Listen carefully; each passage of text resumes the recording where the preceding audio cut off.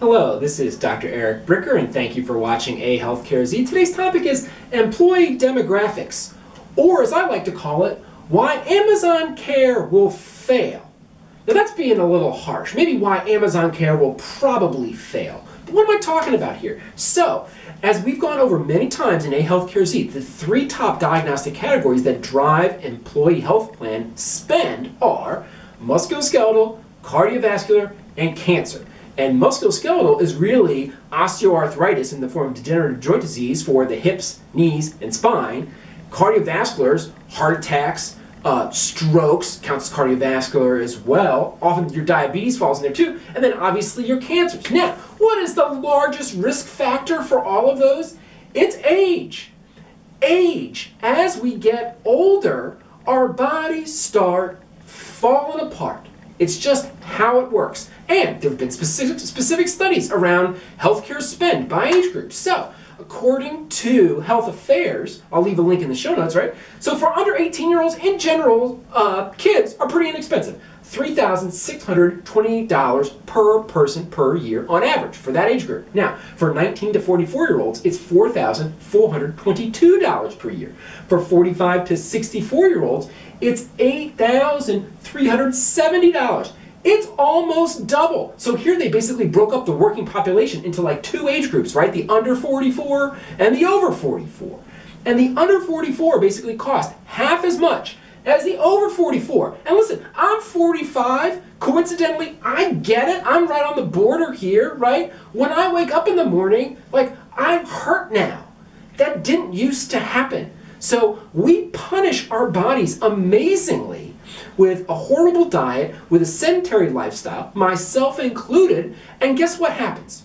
In your 40s, your body starts pushing back. And unfortunately, you start getting things like osteoarthritis and cardiovascular disease, and cancer incidence goes up with age as well. So, if we're going to look at employee health plans, then we have to look at the age of people at companies, because age is the #1 driver of healthcare spend. So, the median worker age, according to the Bureau of Labor Statistics, is 42.5. So on workers in America, half the folks are older than 42.5 and half the folks are younger than 42.5. Now, let's break it down by industry. Now, believe it or not, the oldest industry is actually the agricultural industry. Like, their average age is like 49. Okay, but there's very few people, like less than 2 million people in America work in agriculture, right? So in terms of like industries that like employ a lot of people, let's look at them by age. The oldest government employees, the median age for government employees is 45.6.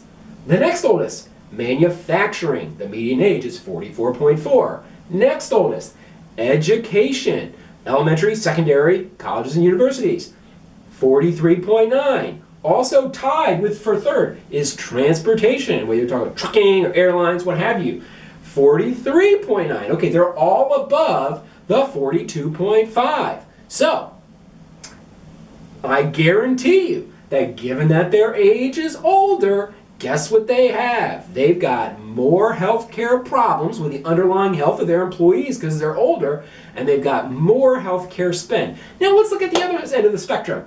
Okay, hospitality. People working at restaurants and at hotels, they tend to be younger. Look at that, way younger. Average median age is 31.8.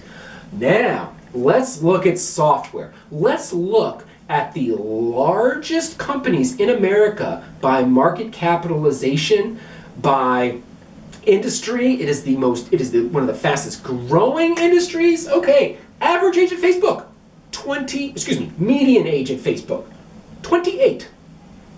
Google, 30. Apple, 31. Microsoft, bunch of dinosaurs over there at Microsoft with a median age of 33. Look at that. Government, 45. Facebook, 28. Okay, that's fine. Let's look at the mother of them all. Amazon. Median age, 31. Guess what that means?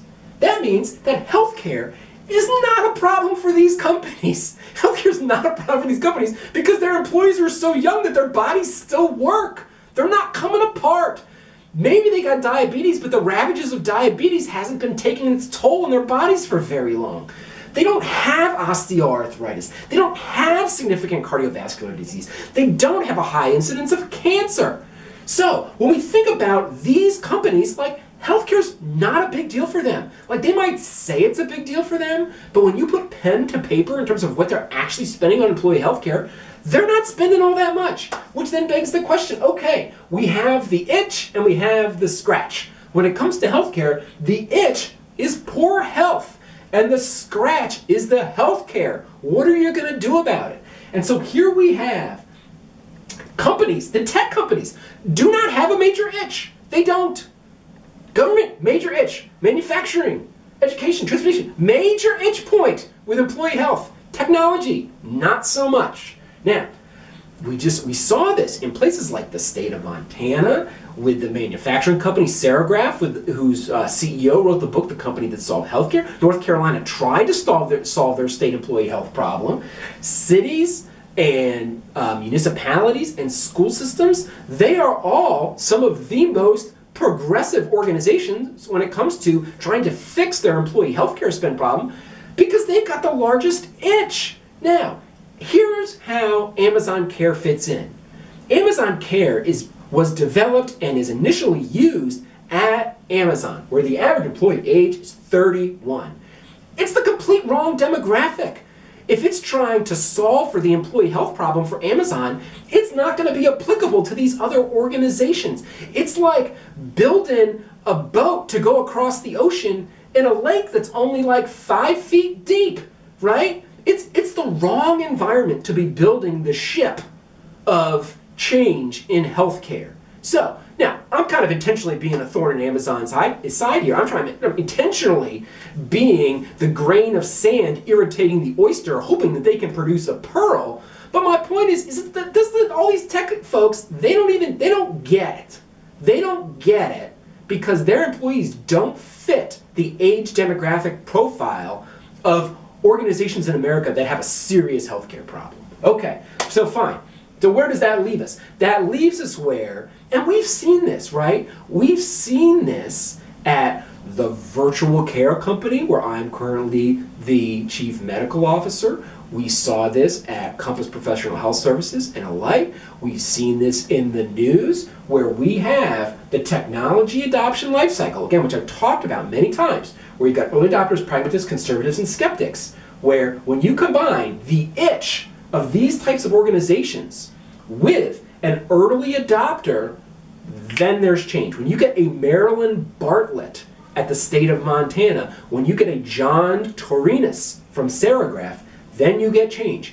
And we're starting to see the pragmatists who are essentially the fast followers, right? The people who are like, aha, I'm going to do it because other people are doing it. And we see that not so much in these huge states because they're very political, right? But more in the local municipalities and in the school systems and in the manufacturing because it's not as public a decision, it's a smaller decision, it's a smaller number of people, and they can make changes. And you see in places like Colorado and Wisconsin that have very high healthcare costs, guess what their cities and their school systems have? They all have like on-site and near-site clinics, okay? So my point for today is that if we're gonna look at employer-sponsored health plan as a mechanism for change in America, it is not a monolith, it's highly diverse, and it's highly diverse as to the age and the health of the employee population.